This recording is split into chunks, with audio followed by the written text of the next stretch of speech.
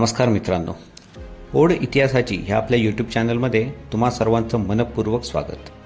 मित्रांनो, आपल्या नाशिक जिल्ह्यामध्ये असणाऱ्या सातमाळ ह्या डोंगर रांगेमध्ये अनेक उंच, सुंदर, बुलंद आणि तसेच दुर्गावशेषांनी युक्त असे अनेक किल्ले आहेत. यापैकी चांदवड या किल्ल्याला भेट देण्यासाठी आपण आलो आहोत. मित्रांनो, चांदवड किल्ल्याला भेट देण्यासाठी चांदवड किल्ल्याच्या पायथ्याला असलेल्या ह्या चंद्रेश्वर मंदिरामध्ये तुम्हाला येऊन मुक्काम करावा लागेल. जर का तुम्ही रात्री इथे आलात तर जर तुम्ही जवळपास राहायला आलात तर इथे चंद्रेश्वर मंदिरामध्ये वाहन पार्क करून तुम्ही या चांदवड किल्ल्यावर जाऊ शकता. चंद्रेश्वर मंदिराच्या जिथे जायला जो रस्ता आहे त्या रस्त्याच्या हा रस्ता आपण बघू शकता जो चंद्रेश्वर मंदिराकडे जातो. आणि जेव्हा तुम्ही मंदिराकडे जात असता तेव्हा तुमच्या डाव्या बाजूला तुम्हाला ही अशी एक छोटीशी पोलीस चौकी दिसते. या पोलीस चौकीच्या इथे शेजारीच उजव्या बाजूला हे एक छोटंसं असं गणपतीचं मंदिर आहे. ही खूण, ही ठिकाणं तुम्ही मनामध्ये तुमच्या लक्षात ठेवा आणि इथे तुम्ही तुमचं वाहन पार्क करून ह्या पोलीस चौकीच्या मागच्या बाजूनी चढून तुम्ही किल्ल्याकडे मार्गस्थ होऊ शकता. या पोलीस चौकीच्या बाजूनी एक अशी मोठा असा रस्ता तुम्हाला इथे असा बनवलेला दिसेल. मात्र ह्या रस्त्याने तुम्ही पुढे जाऊ नकात. ह्या रस्त्याने तुम्ही सरळ पुढे गेला तर तुम्ही त्या मंदिराच्या आसपास जी घरं जी आहेत तिथे तुम्ही जाऊन पोचाल. उजव्या बाजूला तुम्हाला एक असा तलाव दिसेल आणि ह्या तलावाच्या आसपास, तलावाच्या काठावरती काही समाध्या तसेच काही थडगी, पीरांची थडगी वगैरे इथे तुम्हाला बांधलेली आढळून येतील. आणि हा तलाव आणि ही थडगी वगैरे बघून जो मुख्य रस्ता जो मागाशी दिसत होता तिथे न जाता हे जे एक थोडंसं तारेचं कंपाऊंड दिसतंय त्याच्या मागून तुम्ही चांदवड किल्ल्याची चढण सुरू करा. इथून सुमारे 20 मिनिटाची चढण चढल्यानंतर आपल्याला काही बांधकामाचे अवशेष आपल्या नजरेस येतात. पूर्वी इथं काही इमारती असाव्यात, त्या इमारतींचा पाया आत्ता इथे शिल्लक आहे. थोडे पुढे जाऊन आता आपण बघूयात. समोर हा एक चौथरा आपल्याला दिसतोय. तसेच उजव्या बाजूला हा देखील एक काही रचीव अशा दगडांचा हा चौथरा आपल्याला इथं दिसत आहे. तर मित्रांनो, हा तो मोठा चौथरा जो आपल्याला मागाशी दिसत होता आणि या चौथऱ्याच्या इथे कदाचित पूर्वी काळी लोकवस्ती वगैरे असावी. या चौथऱ्याचं चांगलं घडीव, चांगलं मजबूत असं बांधीव असं हे बांधकाम आपल्याला दिसून येतं आहे. आणि इथून आपल्याला अंदाज येतो की इथे चांगल्या मोठ्या प्रमाणात लोकवस्ती किल्ल्याच्या ह्या भागामध्ये एकेकाळी असावी. हे चौथरे बघून पुढे आपण मार्गस्थ होऊयात आणि पुढे आपल्याला हे अतिशय जुनं असं काही बांधकाम आपल्याला दिसून येतं. आणि ही आहे चांदवड किल्ल्याची खासियत असलेली चांदवड किल्ल्यावरती असणाऱ्या टंकसाळीचे अवशेष. मित्रांनो, टंकसाळ म्हणजे अशी जागा जिथे नाणी पाडली जात, जिथे नाणी तयार केली जात. आणि चांदवड किल्ल्यावरती पेशवेकालीन टंकसाळ होती आणि या टंकसाळीचे हे अवशेष आपल्याला इथे बघायला मिळतात. मित्रांनो, चांदवड किल्ला जेव्हा पहिल्या बाजीराव पेशव्यांच्या काळात मराठा साम्राज्याच्या ताब्यात आला, त्याच्यानंतर नानासाहेब पेशवे हे पेशवेपदावरती विराजमान झाल्यानंतर त्यांनी चांदवड किल्ला व या प्रांताची सुभेदारी मल्हारराव होळकर यांच्याकडे दिली. आणि नंतर होळकरांनी चांदवड किल्ल्याच्या या माचीवरती, या भूभागावरती ही टंकसाळ उभी केली. ह्या टंकसाळीचे अवशेष आज आपण इथे बघू शकतो. हिचे केवळ अवशेष बघूनच तत्कालीन ह्या टंकसाळीचं वैभव, त्या टंकसाळीची भव्यता काय असेल याचा आपण अंदाज लावू शकतो. हे टंकसाळीचे प्रवेशद्वार आपल्याला दुसऱ्या बाजूने दिसून येते.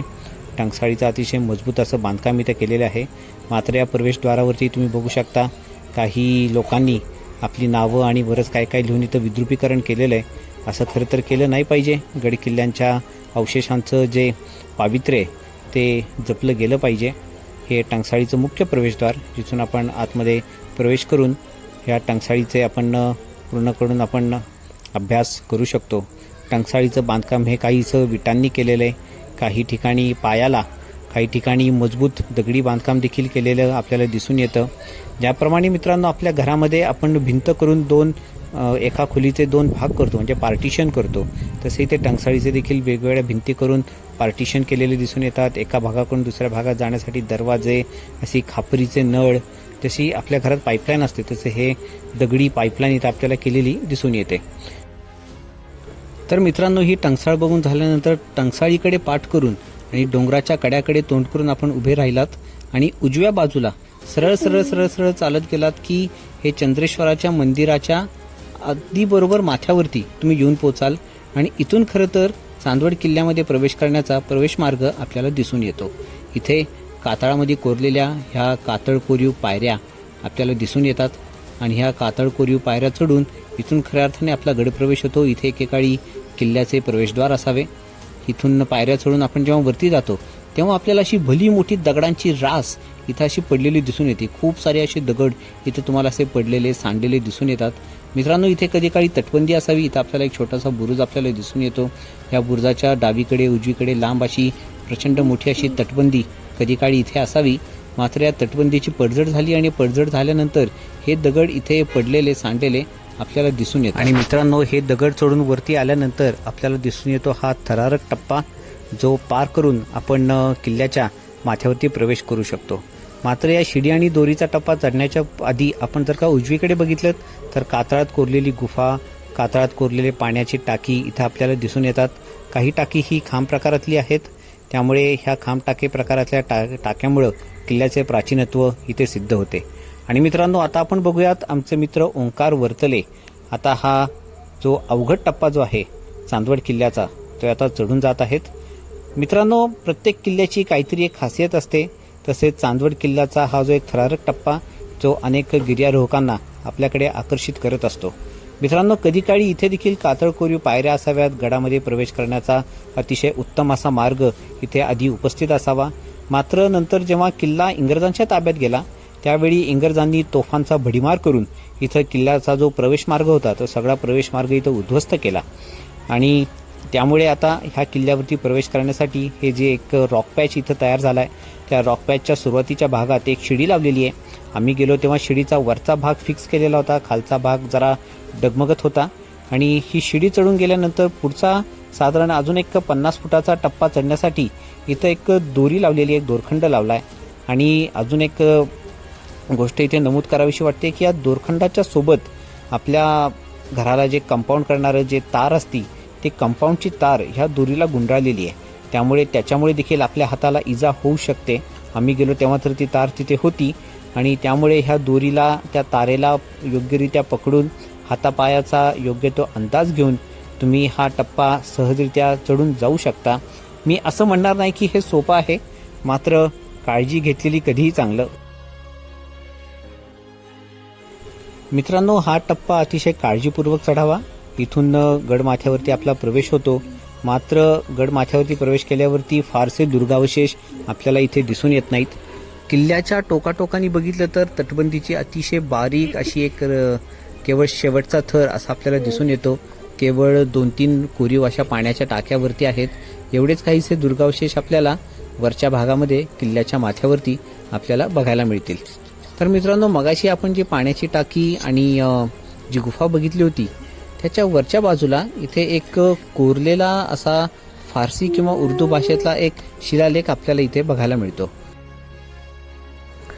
तर मित्रांनो, या शिडी मार्गाच्या उजव्या बाजूला आपण हे कातळ कोरीव पाण्याच्या टाक्या, शिलालेख आणि गुफा आपण बघितली होती आणि नंतर डाव्या बाजूला जर आपण गेलो तर डाव्या बाजूला आपल्याला अतिशय उत्तम असे तटबंदी आणि बुरुजाचे अवशेष आपल्याला दिसून येतात।